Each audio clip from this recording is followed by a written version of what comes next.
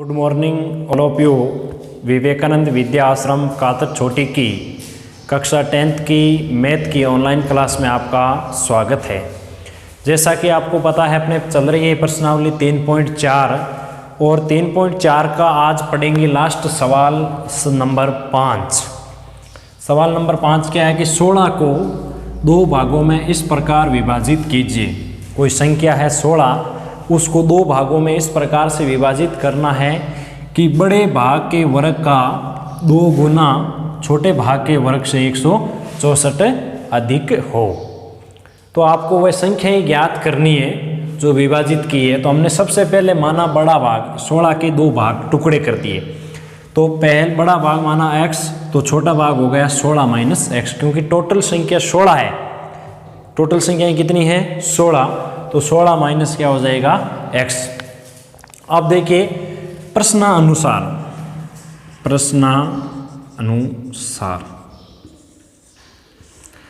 प्रश्न के अनुसार ये कहा गया है कि बड़े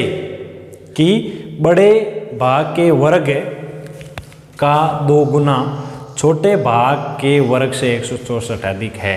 बड़ा भाग क्या है? x। बड़े भाग का वर्ग करो x², 2 गुना करो, 2 से गुणा कर दिया। बड़े भाग के वर्ग का 2 गुना छोटे भाग का वर्ग 16 माइनस x का स्क्वायर। छोटे भाग के वर्ग से 164 अधिक है तो प्लस का 164 है। देखो 164 अधिक है तो प्लस कर दिया, कम होता तो माइनस कर देते, गुणा जैसे एक आना 2 गुना है, 2 से गुणा कर दिया, कोई दिक्कत नहीं। अब आगे हल करो इसको, द्विघात समीकरण बनाओ 2x², इसको हल करेंगे 16 का स्क्वायर, 16 का यानी a माइनस बी का whole square, a² plus b² minus 2ab। 16 का स्क्वायर 16 गुणा 16 होते हैं 256 प्लस b² यानी x² माइनस 2ab, 2 गुणा 16 गुणा x प्लस 164। देखिए 2x² बराबर 256 प्लस x², 16 गुणा 2, 16 गुणा 32, x प्लस 164। जोड़ो 164 और 256, 256 प्लस 164, 6 4 10 का 0, अंसल भाई 1, 5 6 11 और 1 12, अंसल भाई 1 हो गए ये 4, 420। तो x² माइनस 32x प्लस 420 और बराबर में क्या है? 2x²। अब इन तीनों को 2x² के पास में ले आओ, तो लाए 2x² minus x² plus 32x minus 420 बराबर क्या हो गया? 0 हो गया। 2x² में से x² चला गया तो बच गया x² प्लस 32x माइनस 420 बराबर 0। ये आपकी आगे द्विघात समीकरण। अब इस द्विघात समीकरण को श्रीधर आचार्य विधि के सूत्र से, द्विघाती सूत्र है, उससे अपन x के मान ज्ञात करेंगे। तो देखिए यहां से a का मान है 1, b का मान है आपके 32 और c का मान आपके पास में है माइनस 420। तो श्रीधर आचार्य का सूत्र लगो, x बराबर minus b plus minus under root है b² माइनस 4ac बट्टा 2a, बट्टा क्या हो गया? 2a। तो अब इसको हल किया, माइनस b यानी माइनस 32 प्लस और माइनस अंडरूट b² यानी 32 का स्क्वायर माइनस 4 गुणा 1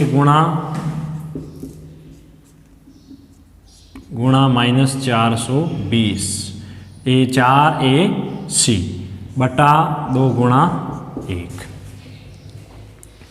आगे हल करेंगे इसको, माइनस 32 प्लस माइनस अंडरूट 32 का स्क्वायर, 32 गुणा 32, 32 गुणा 32 करेंगे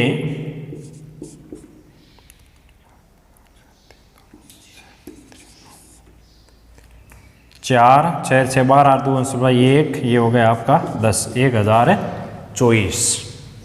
कितना हुआ? 1024 माइनस माइनस को गुणा किया, क्या हो गया? प्लस हो गया।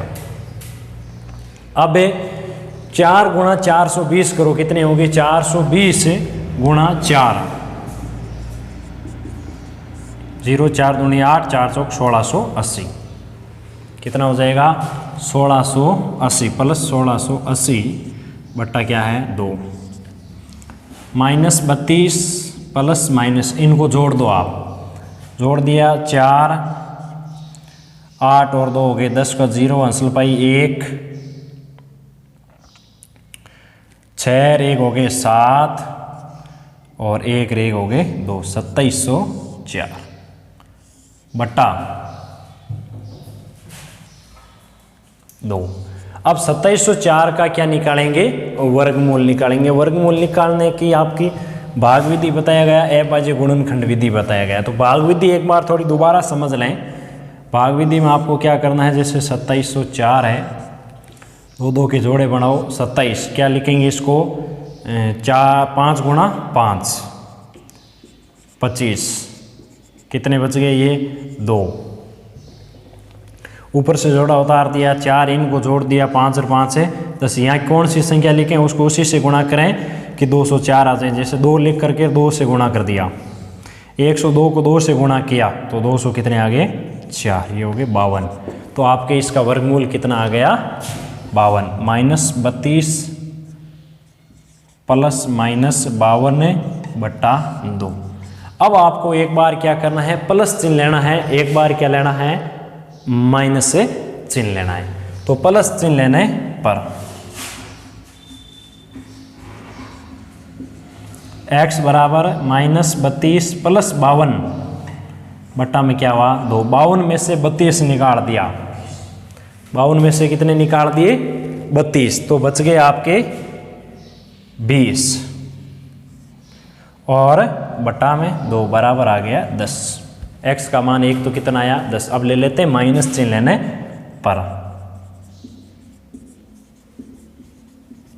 माइनस चिन्ह लिया तो x बराबर आया माइनस 32 और माइनस 52 बटा 2। ये हुआ आपको जोड़ने पर 4 और 8 माइनस 84 बटा 2, माइनस का 42। तो आपको माइनस की संख्या तो लेना नहीं है, क्योंकि 16 के 2 भाग करेंगे तो माइनस 42 नहीं आ सकता। तो आपका जो 16 को 2 भागों में बांटा, 16 को कितने भागों में बांटा? 2 भागों में बांटा। तो पहला भाग आया जो 10 आया, बड़ा भाग आया आपका 10 और छोटा भाग 16 माइनस 10 बराबर कितना आ गया? 6। तो इस प्रकार से अपने द्विघाती सूत्र से इसको क्या कर सकते हैं? हल कर सकते हैं। तो स्टूडेंट से देखिए अगला सवाल 3.5 का पहला सवाल। अपन ने 3.4 कंप्लीट कर ली थी, अब अपन करेंगे 3.5 का पहला सवाल है। निम्न द्विघात समीकरणों के मूलों की प्रकृति जांच करनी है। यानी जो मूल होंगे, जो निम्न द्विघात समीकरण दी गई है, उनके जो मूल होंगे उन मूलों की प्रकृति कैसे होगी, ये आपको क्या करना है? जांच करना है। तो प्रकृति जांच करने का सूत्र आपको जो बताया गया है, b² माइनस 4ac का मान आपको ज्ञात करना पड़ेगा। तो सबसे पहले देखिए यहाँ से a का मान कितना लेंगे? 2, b का मान लेंगे -3 और c का मान लेंगे 5। तो a, b और c तीनों के क्या ले लिए? मान ले लिए। अब अपन क्या करेंगे? तीनों के मान से b² माइनस 4ac का मान ज्ञात करेंगे। तो b² माइनस 4ac का मान ज्ञात करेंगे। b² यानी -3 का स्क्वायर -4 गुणा a का मान कितना है? 2 और c का मान कितना है? 5। तो देखिए ये कितना आया? -3 का स्क्वायर हो गया प्लस 9। -3 का स्क्वायर कितना हुआ? 9 और ये -4 दूनी 8, 8 × 40। तो आपका आंसर आ गया -31। यानी b² माइनस 4ac का मान आया आपके पास में माइनस का 31। तो माइनस का 31 मान आया है, तो अपन कह सकते हैं b² माइनस 4ac का मान 0 से क्या है, छोटा है। तो 0 से छोटा है तो मूल क्या होंगे, वास्तविक के नहीं होंगे, काल्पनिक मूल होंगे। तो आते हैं b² माइनस 4ac का मान 0 से क्या है, छोटा है, तो मूल वास्तविक नहीं होंगे, मूल वास्तविक नहीं होंगे। क्या होंगे, मूल वास्तविक नहीं होंगे, काल्पनिक होंगे, केवल मात्र कल्पना की जा सकती है। तो इस प्रकार से अपन जांच कर सकते हैं कि जो मूल है उसकी प्रकृति कैसी होगी। अगला सवाल देखिए, इसमें आपको कैसे करना है, यही सेम ही विधि लगाना है। a का मान कितना है, 2, b का मान आपके पास में है -4, c का मान है 3। a का मान 2, b का मान -4, c का मान 3। तो इसमें भी आपको मूलों की प्रकृति क्या करनी है, जांच करनी। तो मूलों की प्रकृति जांच करेंगे।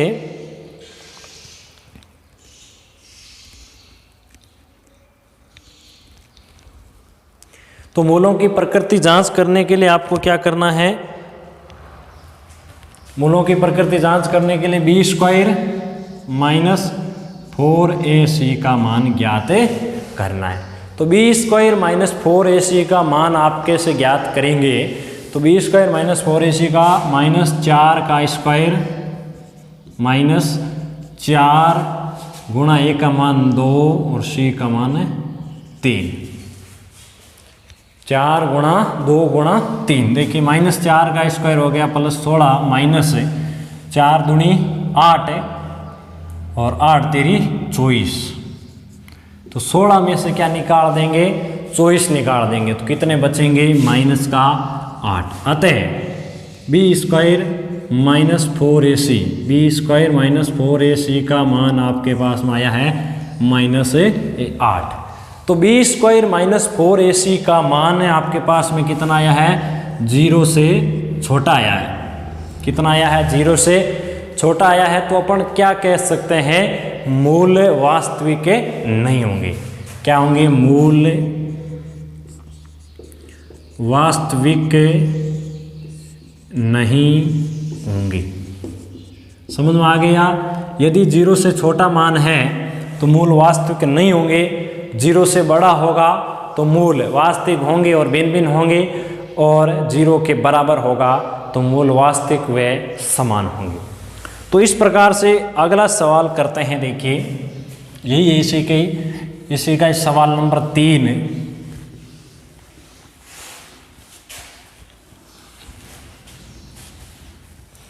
तो सवाल नंबर 3 क्या है, 2x² plus x minus 1, 2x² plus x minus 1 बराबर 0। 2x² प्लस x माइनस 1 बराबर 0।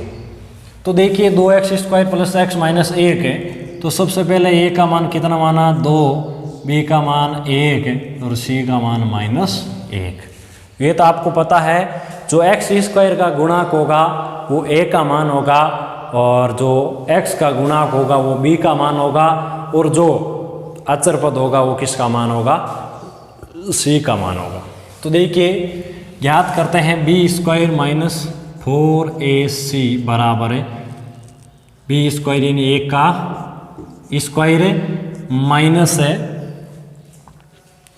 4 गुणा a का मान 2 है और गुणा -1 है।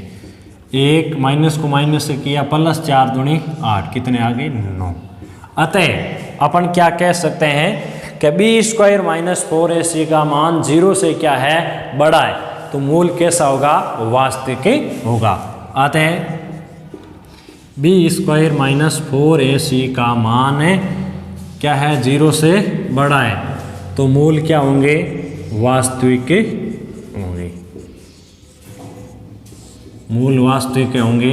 इसी प्रकार अगला सवाल करेंगे, देखिए तो इसके 0 से बड़ा है इसलिए मूल क्या है, वास्तविक होंगे। तो आगे मैं कुछ आपको एक सवाल करूंगा, 2 सवाल आपको दिए जाएंगे। अभी देखते हैं अगले। तो देखिए जो अपने पहले का चौथा सवाल है x² - 4x + 4 = 0, इसमें भी आपको प्रकृति जांच करनी है, स्वयं को करना है, ध्यान देना। और ये जो 2x² + 5x + 5 है, ये भी आपको क्या करना है, स्वयं को करना है।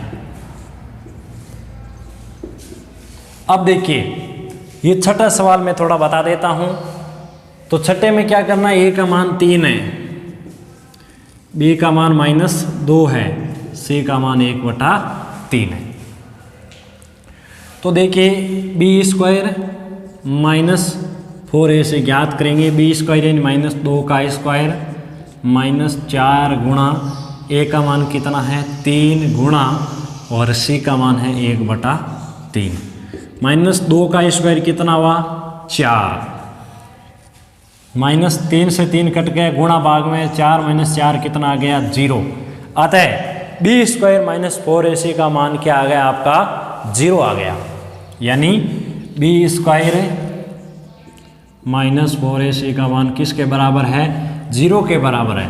तो मूल क्या होंगे, वास्तविक होंगे, मूल वास्तविक होंगे तथा समान होंगे। मूल वास्तविक और क्या होंगे, समान होंगे। तो इस प्रकार से अपन क्या कर सकते हैं, मूलकों की प्रकृति जांच कर सकते हैं। तो मूलों की प्रकृति जांच करने का पहला सवाल आपका क्या हो गया है, कंप्लीट हो गया है। इसी के साथ धन्यवाद, बाकी पढ़ेंगे अगली क्लास में। थैंक्स।